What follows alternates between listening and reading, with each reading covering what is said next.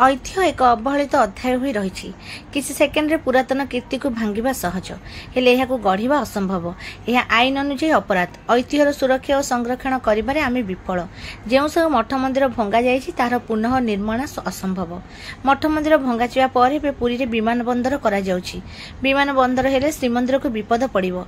विमान बंदर निर्माण पई हेरिटेज क्लियरेंस बा ऐतिह्य अनुमोदन आवश्यक हेले बिना ऐतिह्य अनुमोदन रे एसबु कार्य करा जाउछि जहाँ परवर्ती समय श्रीमंदिर को क्षति पहुंचाइब। पुरी ऐतिह्य पदयात्रार प्रथम वार्षिकोत्सव कार्यक्रम में मुख्य वक्ता भाव जोगदे यह कहते विशिष्ट ऐतिहासिक डॉक्टर अनिल धीर। पुरीर संस्कृति भवन ठारे ऐतिह्य पदयात्रार वार्षिकोत्सव कार्यक्रम पालित हो जाइछि। एही ऐतिह्य पदयात्रार प्रथम वार्षिकोत्सव संस्कृति भवन ठारे अनुष्ठित होइथिला। एथिरे प्रसिद्ध स्थापत्य शिल्पी पद्मविभूषण सुदर्शन साहू मुख्य अतिथि भाव जोगदे आगामी पीढ़ी पर ऐतिह्य संबंधी सचेतनता विषय आलोकपात करथिले। ऐतिहासिक डॉक्टर अनिल धीर मुख्य वक्ता रूपे जोगदे समय स्रोत में ध्वंसाभिमुखी कीर्तिराजी गुड़िक एवं एही ऐतिह्यर संरक्षण निमंते आवश्यक पदक्षेप विषय आलोचना करथिले। इंटाकर आवाहक डॉक्टर विश्वजीत महांती ऐतिह्य पदयात्रार आभिमुख्य उपरे निजर मत रखिथिले। विभिन्न ऐतिह्य संरक्षण कार्यक्रम डिजिटाइजेशन करी यार जगतीकरण करने दिगरे उदयगिरी फाउंडेशन अध्यक्ष जेपी जगदेव आलोचना करथिले। ऐतिहासिक तथ्य आम उत्तर पीढ़ी मानक पई संरक्षित होई रहिबा जरूरी बोली मत प्रकाश करथिले महिप्रकाश मठर मठाधीश श्री शुभानंद महाराज।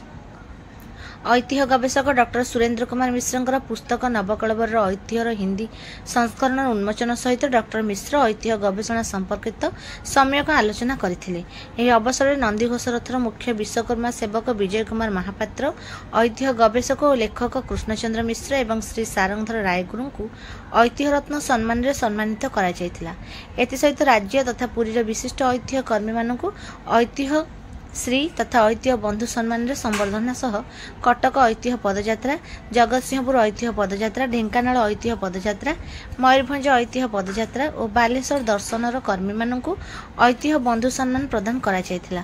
पूर्व अनुष्ठित विद्यालय स्तरीय क्विज और चित्रांकन प्रतियोगितार कृति छात्र छात्री मानकु सभा कार्य को ऐतिह्य गवेषक पंडित सिद्धार्थ आचार्य और सांबादिका राजश्री साहू संचालन करथिले। एही अवसर में पुरी ऐतिह्य पदयात्रार वार्षिकोत्सव स्मरणिका ऐतिह्य गवाक्य प्रकाश पाइथिला। ऐतिह्य पदयात्रार उपदेष्टा डॉक्टर देवी प्रसन्न नंद, आवाहक वृंद विश्वरंजन देहुरी, संजय कुमार बराल तथा डॉक्टर कुमार अरज्योति दिग्दर्शन में अशोका मंजरी नायक, प्रियंकर महाराणा, ज्योत्ना महापात्र, सत्यप्रकाश नायक, अभिप्सा नायक, दुर्गाबध महांती, तन्मय चटर्जी और सुप्रभा साहू प्रमुख सभा कार्य परिचालन में सहयोग करथिले।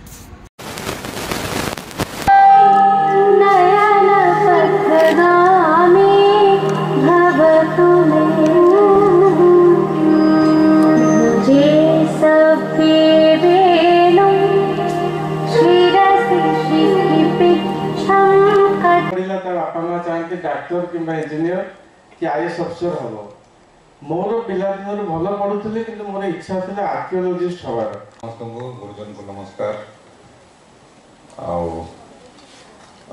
आज गोटे महान दिवस मुझे कहबी क्या ऐतिह्य पदयात्रा ओडिशा गत प्रथम